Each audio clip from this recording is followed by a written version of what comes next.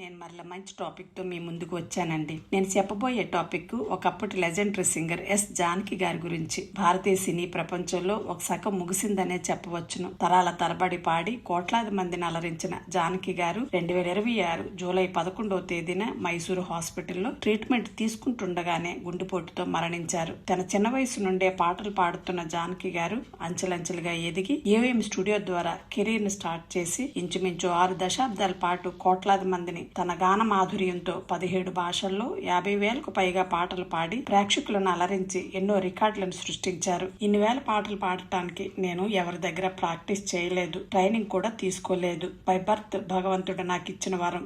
ఎటువంటి పాటనైనా 3 సంవత్సరాల పిల్లాడి నుంచి ముసలి వాళ్ళ వరకు పాడగలిగే కెపాసిటీ భగవంతుడు నాకు ఇచ్చిన వరం అని ఒక ఇంటర్వ్యూలో జానకి గారు చెప్పడం జరిగింది. అయితే ఆమె వ్యక్తిగత జీవితంలో చాలా విషాదాలు కూడా ఉన్నాయి. జీవితాంతం ఎక్కువ ప్రాబ్లమ్స్ తోనే జీవితం కొనసాగించారు. ముందు భర్త, తర్వాత మనవరాలు, తర్వాత ఒక్కగానొక కుమారుడు మరణించడంతో అప్పటి నుంచి ఆమె మానసికంగా చాలా కృంగిపోయారు. తన భర్త అత్తమామల ప్రోత్సాహంతో స్టార్ సింగర్ గా ఎదిగిన జానకి గారి యొక్క సినీ జీవిత విశేషాలతో పాటు ఆమె వ్యక్తిగత జీవితంలోని మరెన్నో ప్రాబ్లమ్స్ ను ఈ వీడియోలో తెలుసుకుందామండి. దయచేసి వీడియోను చివరి వరకు చూడండి. టాపిక్ లోనికి వెళితే సిస్టర్ల జానకి 1938 ఏప్రిల్ 23న గుంటూరు జిల్లా రేపల్ల తాలూకా పల్లపట్లలో జన్మించారు. తండ్రి పేరు శ్రీరామమూర్తి, తల్లి సత్యవతి. ఈమెకు 3 అక్కలు, 2 చెల్లెలు కూడా ఉన్నారు. తండ్రి గవర్నమెంట్ టీచర్ గా పనిచేస్తూ ఆయుర్వేద వైద్యుడిగా కూడా పనిచేసేవారు. తండ్రి ఉద్యోగ రీత్యా కరీంనగర్ జిల్లా సిరిసిల్లలో కూడా పనిచేశారు. జానకి గారి బాల్యం కొంతవరకు సిరిసిల్లలోనే గడిచింది. చదువు మీద కంటే సంగీతం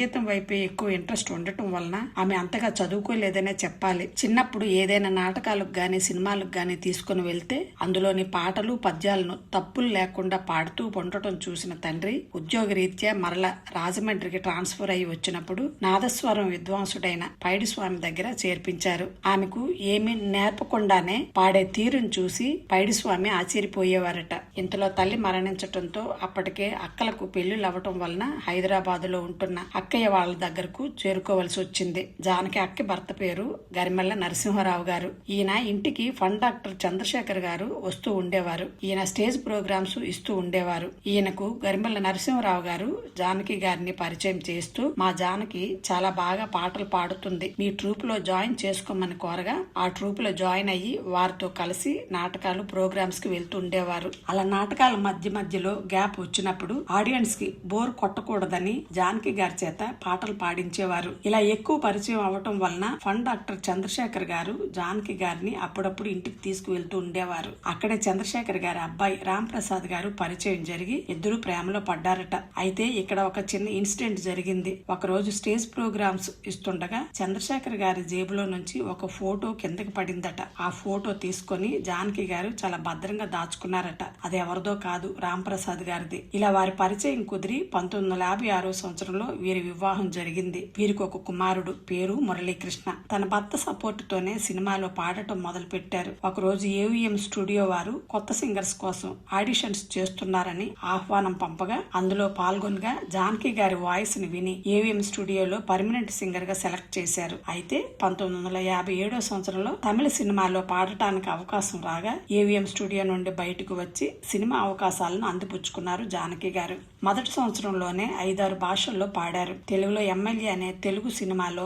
పాడటం వలన తన వాయిస్ కి మంచి గుర్తింపు రాగా వరుసగా తెలుగులో ఆఫర్లు వచ్చాయి. ఎన్నో వైవిధ్యమైన పాటలు పాడారు జానకి గారు. తెలుగులో ఆమె పాడిన హిట్ సాంగ్స్ చాలానే ఉన్నాయి. ముఖ్యంగా పగలే వెన్నెల, జగమే ఊయల, 16 వయసు సినిమాలో సిరిమల్లె పువ్వ, సాగర సంగమం సినిమాలో మౌని మేళ నోయి ఈ మరపురాని రోజు, మాతృదేవోభవ సినిమాలో వేణువై వచ్చాను, ప్రేమ సినిమాలో ప్రీతమా నా హృదయమా, ప్రతిఘటన సినిమాలో ఈ దుర్యోధన దుశ్శాసన, శివరంజన సినిమాలోని నవమి నాటి వెన్నెల నీవు, నిరీక్షణ సినిమాలో ఆకాశం ఏనాటిదో, సీతాకు ఒక చిలుకు సినిమాలో మాటే మంత్రమో, గీతాంజలి సినిమాలో ఓ పాపాలాలి, ఇలా చెప్పుకుంటూ పోతే ఎన్నో వేల పాటలు పాడి కోట్లాది మంది ప్రేక్షకులను సంపాదించుకున్నారు. 1957 సంవత్సరంలో తన కెరీర్ స్టార్ట్ చేసిన జానకి గారు 6 దశాబ్దాల పాటు తెలుగు, తమిళ్, కన్నడ, మలయాళం, హిందీ, ఒరియా, బెంగాలీ, బడుగ ఇలా 17 భాషల్లో 50,000కు పైగా పాటలు పాడి ఎన్నో రికార్డులను సృష్టించి మరెన్నో అవార్డులను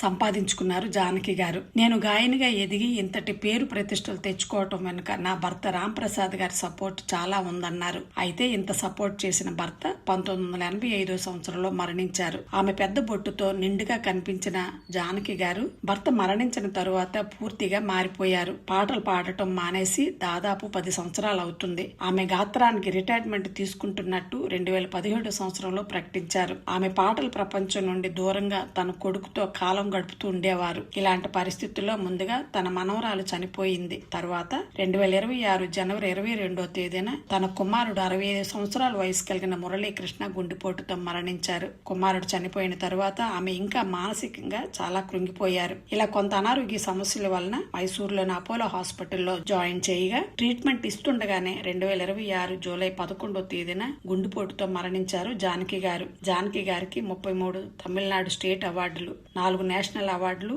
12 నంది అవార్డులు లభించాయి. 2013వ సంవత్సరంలో పద్మభూషణ్ అవార్డు కేంద్రం ప్రకటించింది. కానీ ఆ అవార్డును జానకి గారు సున్నితంగా తిరస్కరించారు. నేను పాడినందుకు డబ్బులు తీసుకున్నాను, నేను అవార్డుల కోసం పాడలేదు, జనం అభిమానానికి మించిన అవార్డు లేదని చెప్పి సున్నితంగా తిరస్కరించారు. జానకి గారి గురించి చెప్పాలంటే ఆమె మరణంతో ఒక సువర్ణ అధ్యాయం ముగిసిందనే చెప్పవచ్చును. ఇప్పుడున్న యంగ్ సింగర్స్ అందరితోనూ ఆమె పాడారు. ఎంతో మందికి జానకి గారి ఇన్స్పిరేషన్.